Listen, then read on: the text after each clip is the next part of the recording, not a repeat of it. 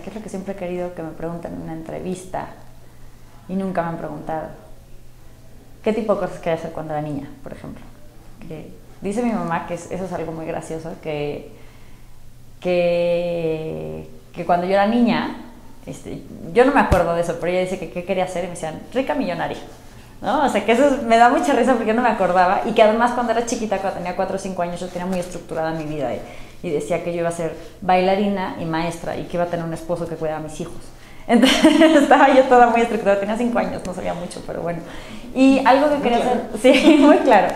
Y algo que quería hacer cuando era chica, que era curadora de museos, curiosamente. Entonces, no es exactamente lo que estoy haciendo ahorita, pero es una rama que también creo que tiene mucho que ver con la educación de la gente, ¿no? Okay. Pero, ¿qué podría haber sido? Podría haber sido evidentemente curadora de museos. Creo que en cierto grado también podría haber sido maestra. De hecho, fui maestra 2 años de mi vida. Fui maestra de inglés en la escuela donde yo salí de la prepa, en el Colegio Williams. Yo di clases de inglés a 4º y a 5º de primaria.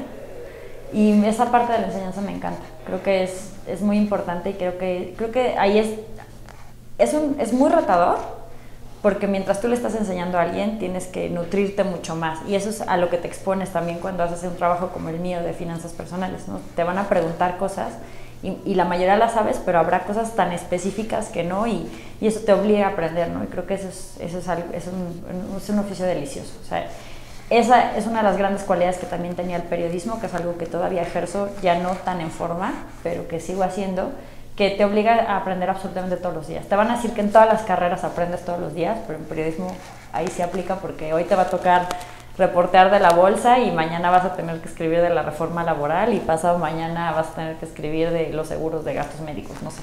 No sé si cuando supe que podía ser buena en esto, en el tema periodístico, fue un poco difícil, o sea, porque más bien el tema fue cuando yo decidí que no iba a ser curadora de museos, pues me puse a pensar qué es lo que realmente podría hacer 8 horas de mi vida sin ahorcar a nadie, como estar encerrada, o qué podría hacer 8 horas de mi vida de verdad gustosa. Y curiosamente, algo que yo no me había fijado es que a mí me encanta escribir. O sea, y me encanta escribir desde que tenía, creo que 2 años. O sea, a mi mamá llegaba y le hacía como palabras así de, ¿cómo se llama? Le juntaba letras y le decía, ¿esto es una palabra? No. ¿Esto es una palabra? No. Esto es una palabra hasta que le tiene alguna palabra, ¿no? Entonces eso era un poquito, sí, ¿no? Mi felicidad. Entonces es algo que me gustaba mucho hacer, es algo que a mí es una parte muy importante de mí, y creo que lo del periodismo fue como, ¿qué puedo hacer 8 horas de mi vida y qué tenga que ver con escribir? Pues periodismo.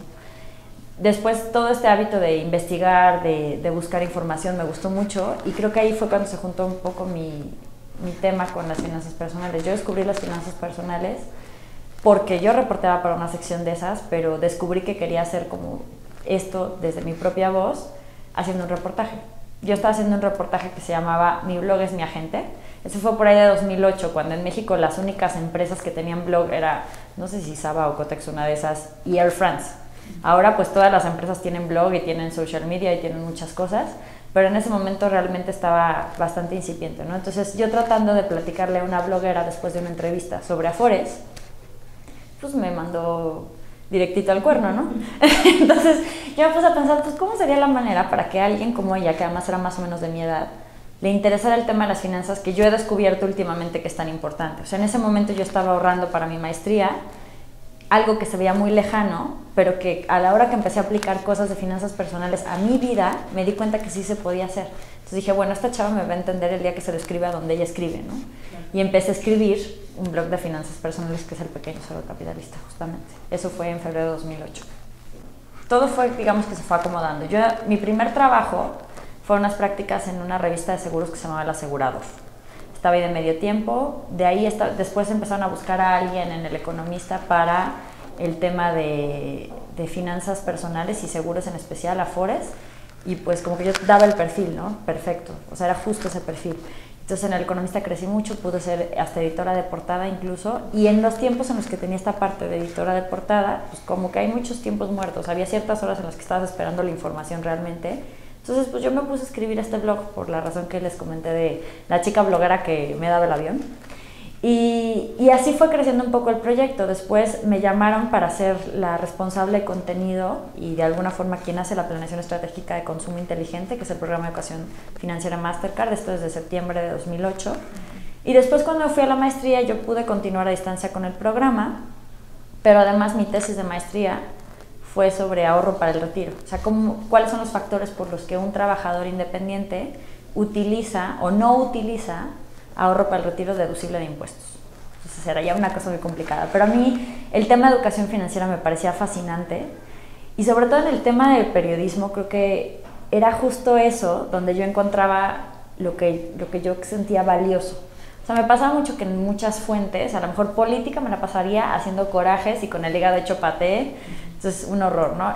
Pues, y hay otras fuentes que aunque pueden ser atractivas, no siento que haya tanto cambio o te pueda dar algo que hagas en ese momento. Yo siento que una noticia económica financiera, un dato, algo que tenga que ver con educación financiera, tú lo puedes aplicar en ese momento a tu vida y hacer un cambio. Entonces, por eso a mí me parece tan valioso este campo.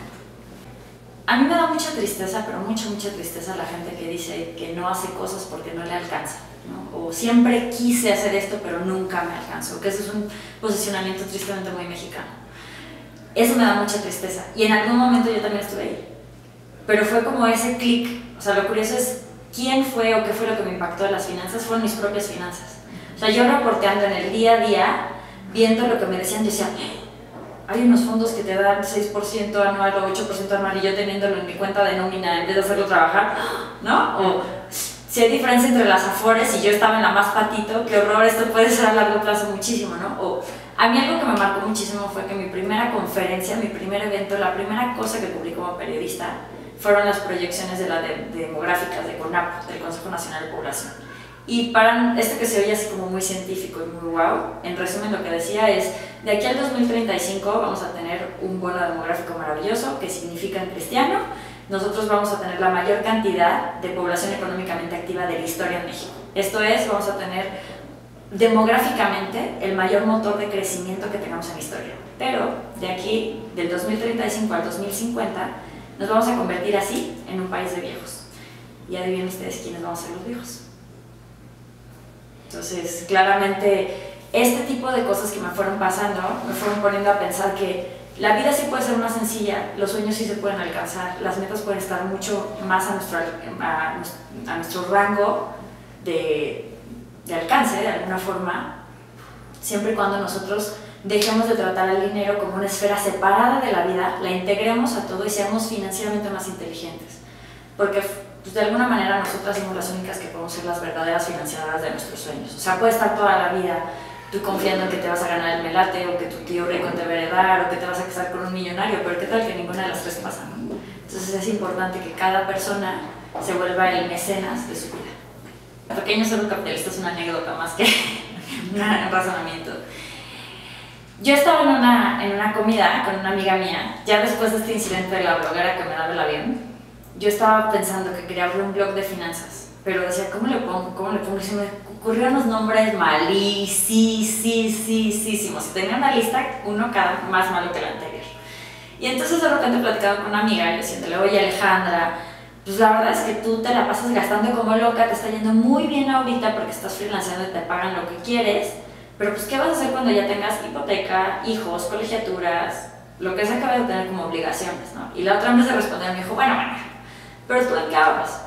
Le dije, bueno, yo tengo un pequeño fondo de inversión y ese fondo de inversión tiene una parte en la bolsa. ¿Qué? Eres una pequeña capitalista. Y yo a la fecha sigo pensando que lo que me quiso decir es, eres un cerdo capitalista. Entonces digamos que, pero en diminutivo. Y de alguna forma me brincó ahí justamente cuál es el prejuicio que tenemos contra el dinero. Nosotros decimos que el dinero es una cosa cochina, horrible, fea, avara, que solamente le interesa a los cerdos capitalistas, ¿no? Si no eres banquero, delincuente de cuello blanco, si no estudiaste economía, si no estudiaste administración, si no eres este tipo de gente, entonces tú no puedes ser bueno con el dinero. Y el dinero no es una carrera. El dinero es un, digamos, resultado, o es una práctica, o es un hábito. O sea, qué tan buenos somos o malos seamos con él, depende de nuestra educación en el tema. y no hay hasta el momento una carrera en educación financiera. De hecho, tú te sorprenderías de la cantidad de contadores, economistas y hasta financieros que me mandan consultas, porque las finanzas personales son bien distintas de las finanzas corporativas o de una clase contable. Mi abuelito decía que suerte te dé Dios y que el saber poco te importe. Y creo que en muchos casos es cierto, ¿no? O sea, en el caso del pequeño cerdo capitalista, a mí sí me pasó que se fueron encadenando muchas cosas. O sea, yo abrí el blog y cuando yo abrí el blog había muy pocos blogs de finanzas personales. Ahora la verdad es que hay un boom y qué bueno, porque entonces hay más fuentes para todo el mundo para enterarse. Y pues empecé a hacerlo el programa de educación financiera. De repente, cuando yo me fui en 2009 a la maestría, salió publicada una reseña del blog en una revista de un avión. Y curiosamente, en ese avión iba sentado el director de Santillana, México, abrió la revista, leyó blog del pequeño cerdo capitalista, créditos, no sé qué, humor y finanzas.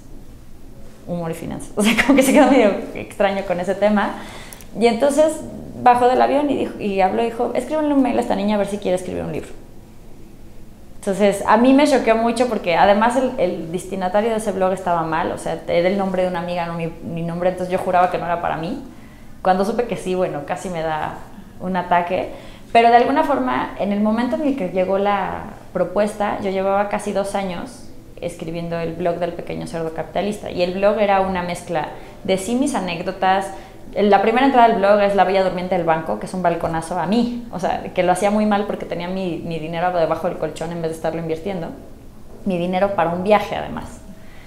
Pero también escribía a mis amigas y demás, pero muchas de las cosas eran cosas prácticas y útiles, o sea, eran cosas que la gente no sabía, era cómo comparo una Afore, qué caramba es el índice de rendimiento neto, es más, que es una Afore, ¿no? O sea, ese tipo de cosas. Entonces, digamos que, ¿cómo se dio esto? Pues yo empecé a hacer algo que me gustaba mucho por hobby, por amor al arte, y después alguien me encontró trabajando en eso.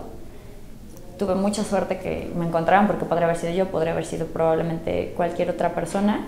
Y pues de ahí para el real fue mucho cosechar de lo de antes, ¿no? O sea, creo que era, cuando haces algo con cariño, con amor, se nota. Y a mí, por ejemplo, los lectores es lo único que me han regresado, ¿no? Amor y cariño. De repente sale un troll loco por ahí, pero la verdad es que es muy poca gente, ¿no? Y parte del tema de la agenda del libro, pues fue, cuando empecé a hacer el libro de ejercicios, fue hacer la maldad de cómo le voy a poner para que tal persona haga tal ejercicio. O, ay, le voy a poner estampitas porque esta es una astrolongada con las fechas de la tarjeta de crédito, ¿no? Entonces, pues creo que en eso, o sea, cuando tú le pones corazón a las cosas florecen. Okay. Bueno, las que quieran practicar un poco sus finanzas, está el libro de ejercicios del pequeño cerdo capitalista. También pueden leer el libro completo, que digamos que sería el de texto.